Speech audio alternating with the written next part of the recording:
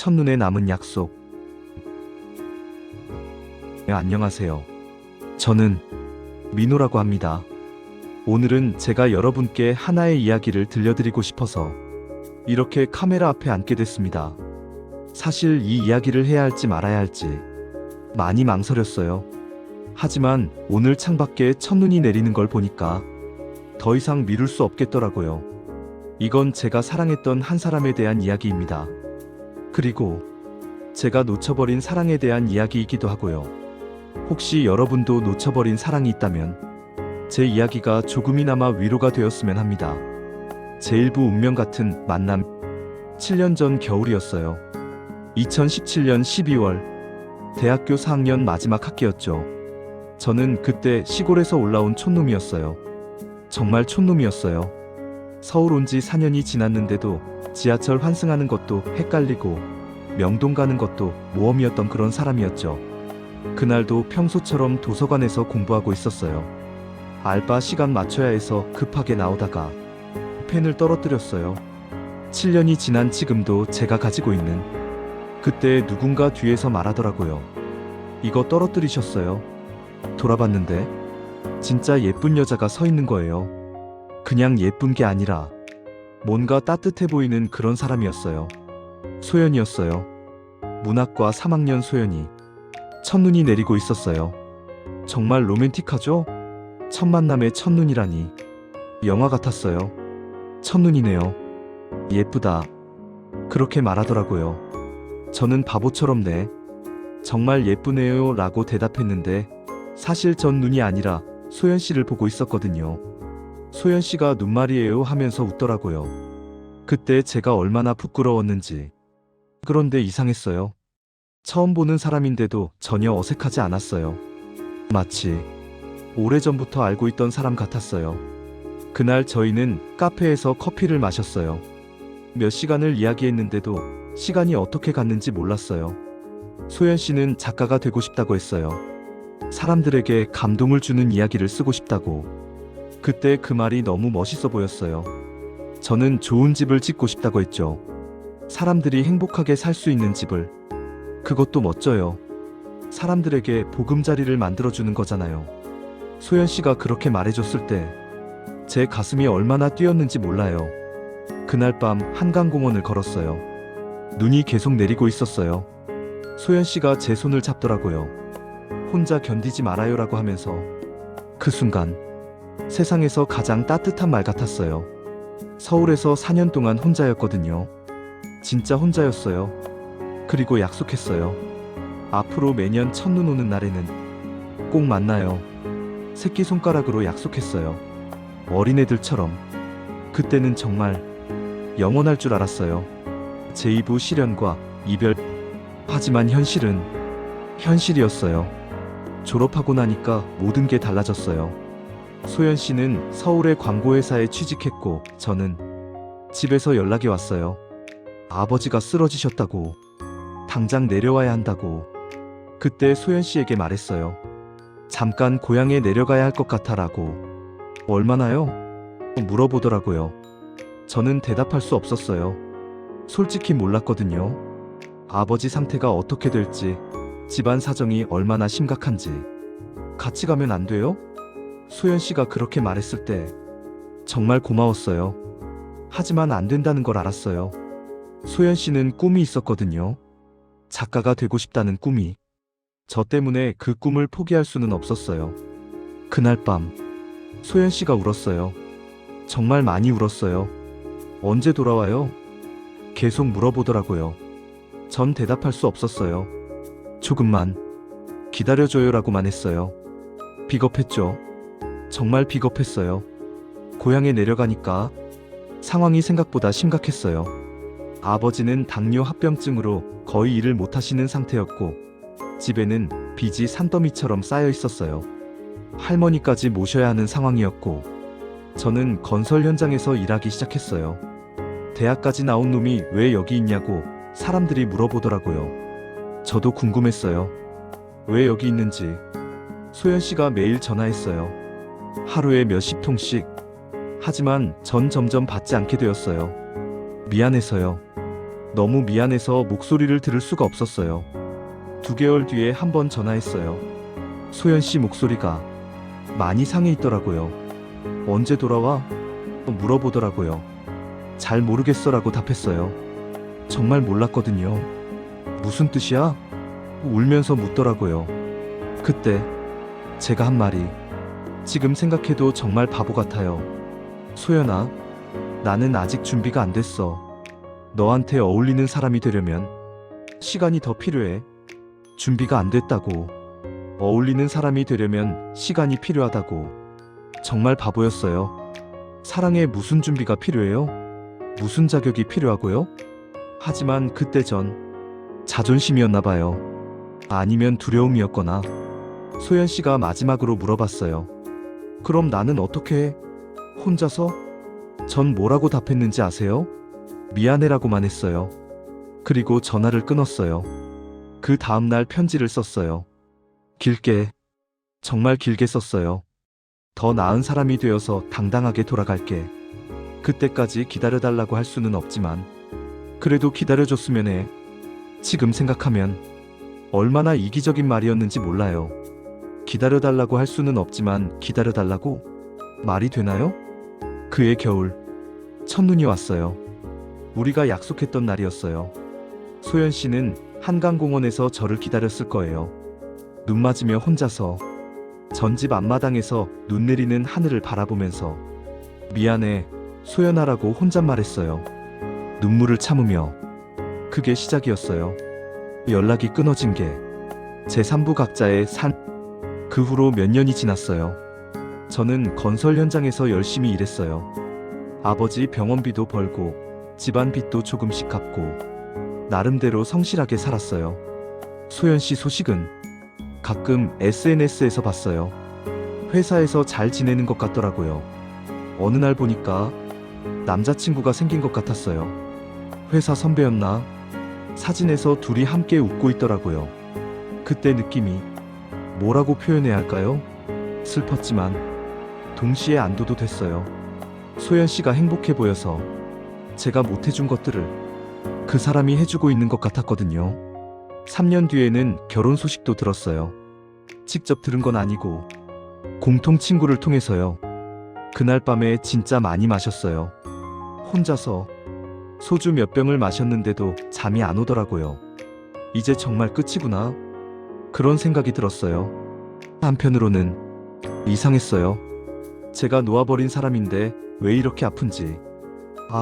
그때 아버지가 돌아가셨어요. 5년 전 겨울이었어요. 마지막에 아버지가 그러시더라고요. 민호야, 미안하다. 너 때문에 서울 생활 포기하게 해서. 전 괜찮다, 여기가 내 자리다라고 했는데 사실 괜찮지 않았어요. 아버지 장례식 때도 소연 씨에게 연락하고 싶었어요.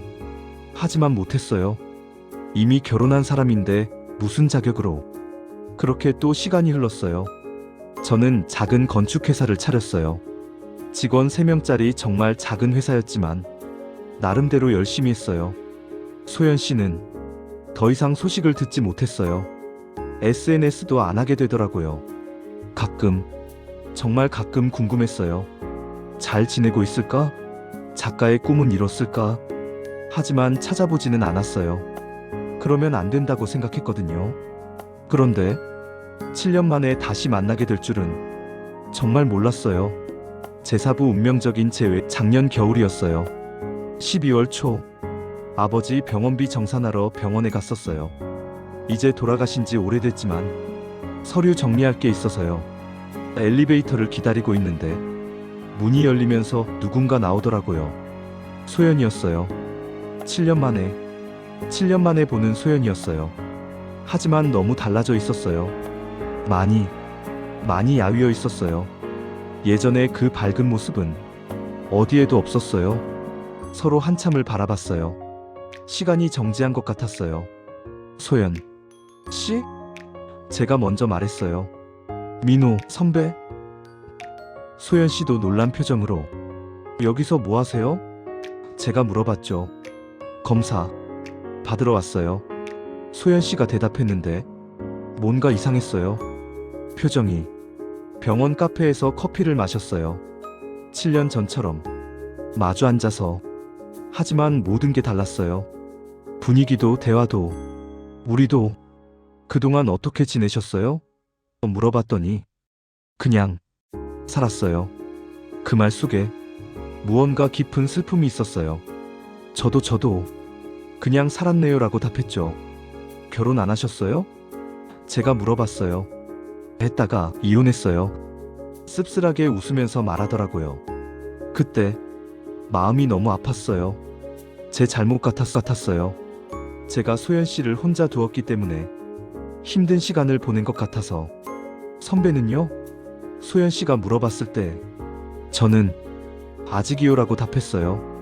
그런데 소연 씨가 갑자기 기침을 하더라고요. 심한 기침을. 그리고 손수건에 피가. 소연 씨, 괜찮아요? 깜짝 놀라서 물어봤죠. 괜찮아요. 감기 기운이. 그렇게 말하면서 손수건을 숨기더라고요.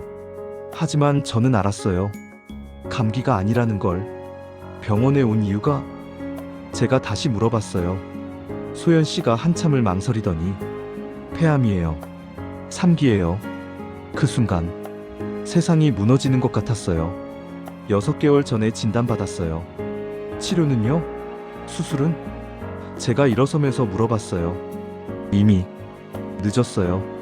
조용히 말하더라고요. 눈물을 참으며. 얼마나 남았다고? 길면 6개월, 짧으면. 말을 끝까지 하지 못하더라고요. 그 순간 정말 후회했어요. 왜 7년 동안 연락하지 않았는지, 왜 혼자 두었는지, 왜 혼자서.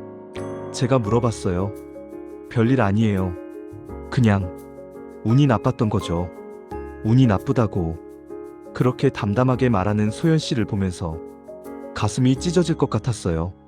오히려 다행이에요. 선배 다시 만날 수 있어서. 그 말을 듣는 순간 눈물이 나오려고 했어요.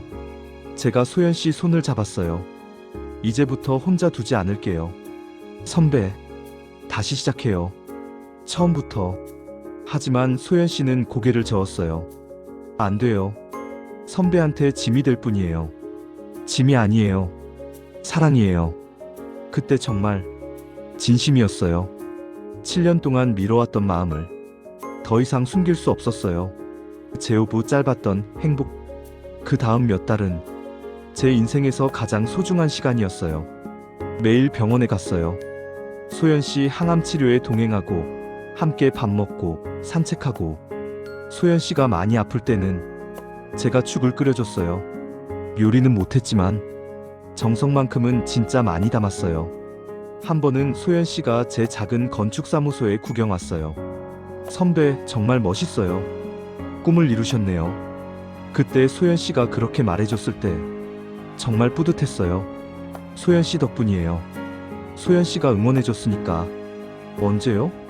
궁금한 듯이 물어보더라고요. 7년 전에 사람들에게 보금자리를 만들어주는 거라고 그렇게 말해주셨잖아요. 소연 씨가 그때 울었어요. 그걸 기억하고 계셨어요? 당연히 기억하죠.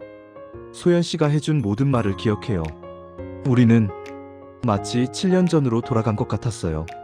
아니, 더 깊어진 것 같았어요. 시간이 얼마 남지 않았다는 걸 알고 있었기 때문에 하루하루가 정말 소중했어요. 소연 씨가 어느 날 말했어요. 선배, 약속해요. 네? 첫눈 오는 날 꼭 만나요. 7년 전 그 약속을 다시 했어요. 제육부 마지막 약속. 작년 12월 24일 새벽이었어요. 소연 씨가 병실에서 창문을 열어달라고 했어요. 창문을 여는 순간 눈이 내리기 시작했어요. 첫눈이었어요. 첫눈이다. 소연 씨가 작은 목소리로 말했어요. 약속 지켰네요. 당연하죠. 제가 답했어요. 소연 씨가 힘들게 손을 뻗더라고요. 제가 잡아줬어요. 민우야, 사랑해. 나도 사랑해, 소연아. 고마웠어. 다시 만날 수 있어서. 괜찮아. 행복했어. 그게 소연 씨가 제게 한 마지막 말이었어요. 소연 씨는 그날 새벽 조용히 눈을 감았어요. 첫눈이 내리는 날에 우리가 약속했던 그날에 소연 씨가 마지막으로 제게 남긴 편지예요. 사랑하는 민우에게, 당신과의 추억이 내 삶의 가장 따뜻한 계절이었어요. 7년 전에도 마지막 몇 달 동안에도 당신 덕분에 행복했어요. 미안해하지 마세요. 후회하지도 마세요.